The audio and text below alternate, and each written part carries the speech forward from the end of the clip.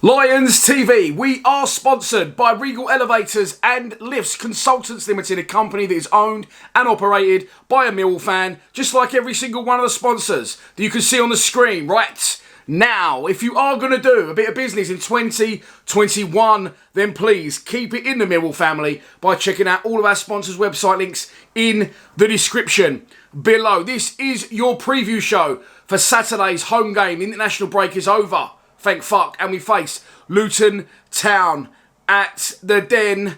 Let's have a butchers. Okay, I do need to try and keep this relatively short today, and I always go short story extremely long. As we know, you're watching this at 5 o'clock. If you are watching this at 5 o'clock as it's gone out, and you're thinking, why has this gone out at 5 and not 7?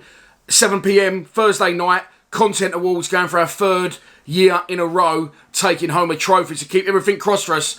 And I'll let you know on social media, I'll keep you updated, Instagram, bits and bobs, all that shebang. But let's get into the game. Okay, we come into the game against Luton on the back of 7 games without loss. We haven't lost since Cardiff away in August. We're on the back of 2 straight wins.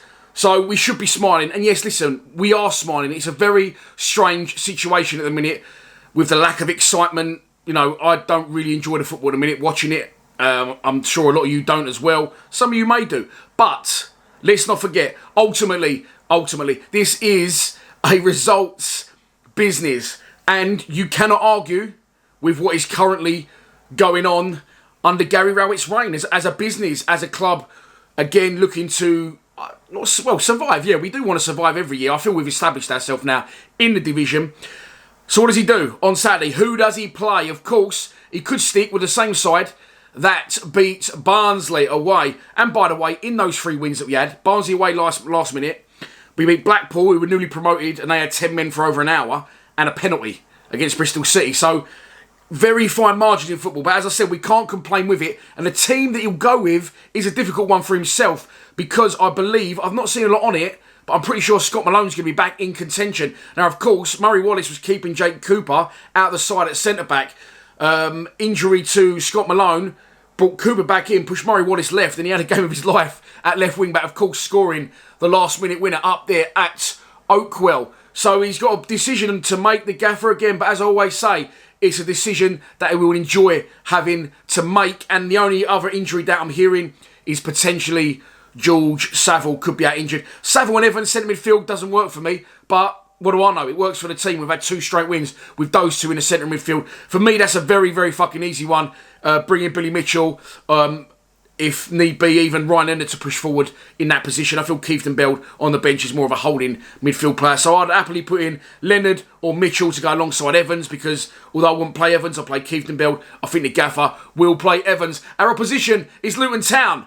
Let's move on to them. Managed by Nathan Jones, they currently sit 2 places and 1 point below us in the table in 13th place. And on their day, they can beat anyone. They've had some very, very exciting results. I'm not counting their last game, which they drew at Kenilworth Road, 0-0 against Huddersfield. The game before that, as you may know, they beat Coventry, who were flying high, 5-0. They've had 2-2 draws away at Blackburn, a 3-3 at Swansea, and it's just goals galore. So on their day, as I said, they can beat anyone. Ex-Millwall player Fred Onyedinma, I did look today, he was flying there at the start of the season, but he does have ligament damage and will not play in the game. So, back to the results, I think that there's potential excitement, which is getting me excited, because I'm hoping that we might get, I was going to say a little bit more for our money, but we keep getting wins, so what am I talking about? You know what I'm talking about. Let's move on to your prediction.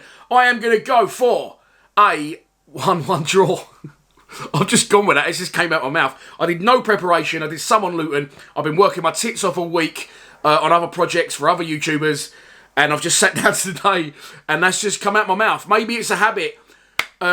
Is it a good point at home? I don't think the crowd will like it. But again, it's unbeaten. Again, it's off the back of 2 wins. So if you do draw 1-1 against a side that's relatively close to London, I expect them to bring a good following. And they're not a bad side, as I said, on their day. I suppose you'd take it. So that's your lot for this preview show. Please be sure to check out the fans' score predictions from the other boys at Lions TV if and when it goes out. And if you think you know what the score's going to be, do not be shy to put it in the comments below. All that's left for me to say is I will see you in beautiful South Bermondsey on Saturday, and hopefully I'll be holding, where's my other one? Can't find it. A beautiful, fresh trophy that says Content Creator Winners 2021. Keep everything crossed for us. Thanks for your support. Please subscribe to Lions TV. Come on, you Lions.